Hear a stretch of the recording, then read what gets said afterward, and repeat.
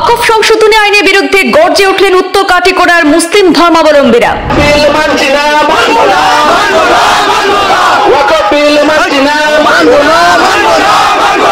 বিহারায় এই আইনের বিরুদ্ধে গণতান্ত্রিক পদ্ধতিতে আন্দোলনে যোগ দিলেন হাজার হাজার ধর্মপ্রাণ মুসলিমরা।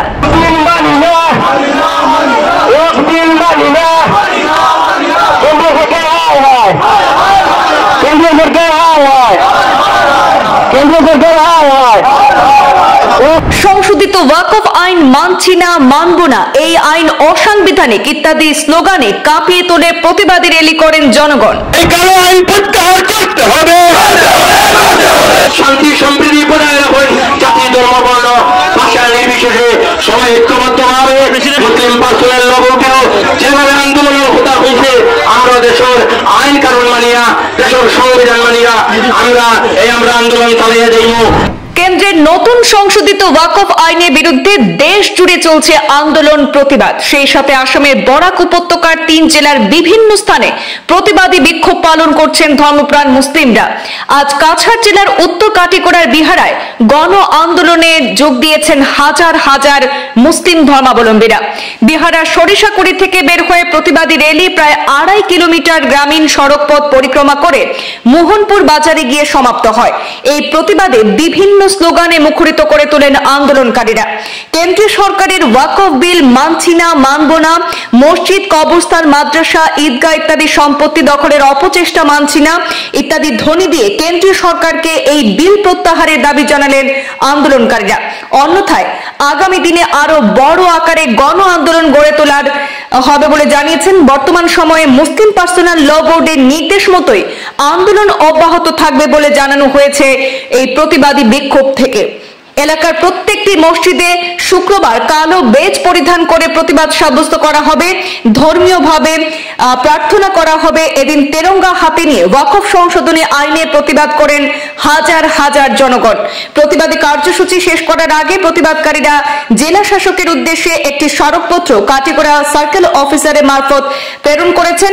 প্রতিবাদকারীরা সাফ জানিয়ে দিয়েছেন, যতক্ষণ না পর্যন্ত ওয়াকফ সংশোধনী আইন বাতিল করা হচ্ছে কেন্দ্রের তরফে, ততক্ষণ পর্যন্ত এই আন্দোলন গণতান্ত্রিক পদ্ধতিতে চলতে থাকবে বলে জানানো হয়েছে। তার কারণে আমি শান্তি সম্প্রীতি বজায় রাখুন, জাতি ধর্ম বর্ণ ভাষা নির্বিশেষে সবাই ঐক্যবদ্ধভাবে যেভাবে ভারতবর্ষের বিভিন্ন স্থানে শান্তি মিছিলার মুসলিম পার্সোনাল লগকেও যেভাবে আন্দোলনের কথা হয়েছে আমরা দেশের আইন কানুন মানিয়া দেশের সংবিধান মানিয়া আমরা আন্দোলন চালিয়ে যাইব। আমরা এই ন্যায্য দাবি মানতে লাগবো, যেটা সংবিধান বিরোধী এই আইন আমরা কোন অবস্থাতে মানিয়ে নিতে চাই না।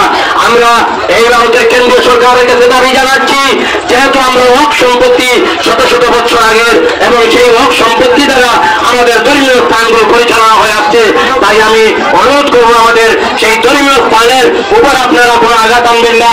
ভারতের সংবিধান সেই অধিকার দিয়েছে, কিভাবে সে তার নিজের ধর্ম পালন করবে, কিভাবে দেশের আইন মেনে চলবে, সেই সংবিধান আমাদেরকে অধিকার দিয়েছে। কিন্তু এই যে দাবি হঠাৎ এই বিল যে উপস্থাপন করা হলো সেটা কোনো অবস্থাতে মেনে নিতে পারছি না। এই দাবিটা শুধু এই যে বিলের বিপক্ষে শুধু খালি মুসলমানদের সংগ্রাম করে তা নয়, দেশের জাতি ধর্ম বর্ণ ভাষা নির্বিশেষে গণতন্ত্র বিশ্বাসী, ধর্ম নিরপেক্ষ বিশ্বাসী যত দল মত আছে সবাই এর বিপক্ষে আওয়াজ তুলেছেন, সংসদে সাংসদরা আওয়াজ তুলেছেন।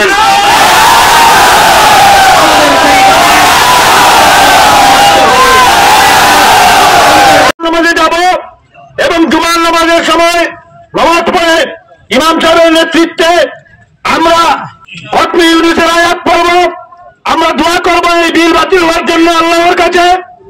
এবং এই দোয়া শেষ হওয়ার পর আমরা মসজিদ থেকে বের হয়ে মসজিদের সম্মুখে এইভাবে প্লেকার্ড হাতে নিয়ে, ভারতের তিরঙ্গা হাতে নিয়ে এবং আমাদের যে স্লোগানগুলো রয়েছে সেই স্লোগান দিয়ে আমরা ভিডিওর মাধ্যমে আমরা ভারতের রাষ্ট্রপতির উদ্দেশ্যে, ভারত সরকারের উদ্দেশ্যে প্রত্যেক মহল্লায় মহল্লায় এই আন্দোলন যেন গড়ে তুলি। শুধুমাত্র আজকে আন্দোলন আমরা বের হয়ে এসেছি শেষ নয়।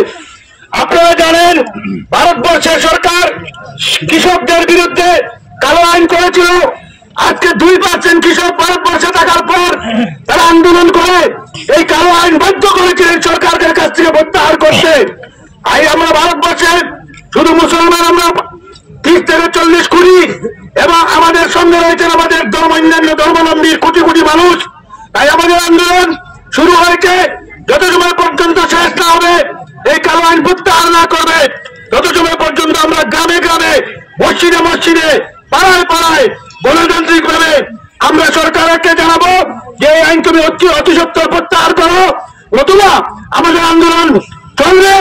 আমরা ভারতবর্ষের শান্তিকামী মানুষ, ভারতের সংবিধানকে রক্ষা করার জন্য, মুসলিমদের এই কালো আইনকে প্রত্যাহার করার জন্য আমরা আন্দোলন দীর্ঘমেয়াদী চালিয়ে যাব। আমরা প্রয়োজনে এই মাটিতে আমরা স্বাধীন করতে রক্ত দিয়েছিলাম, আমাদেরকে সার্টিফিকেট দেওয়ার কোনো প্রয়োজন নেই। এই ভারতবর্ষের স্বাধীন করতে সংখ্যালঘু জনগণ, লক্ষ লক্ষ কোটি কোটি সংখ্যালঘু মুসলমানদের উলামায়ে কেরামরা ওনারা রক্ত দিয়েছিলেন, সেই রক্ত আজ এই মাটিতে রয়েছে। আমরা ভারতবর্ষের শান্তিকামী মানুষ, আমরা প্রশাসনের সঙ্গে সহযোগিতা করে আমরা আন্দোলনকে চালিয়ে যাব, যাতে আমরা কোনো উশৃঙ্খল বিশৃঙ্খল পরিস্থিতি তৈরি না করি। এই দিকে লক্ষ্য রাখতে হবে। হিন্দুস্তান জিন্দাবাদ।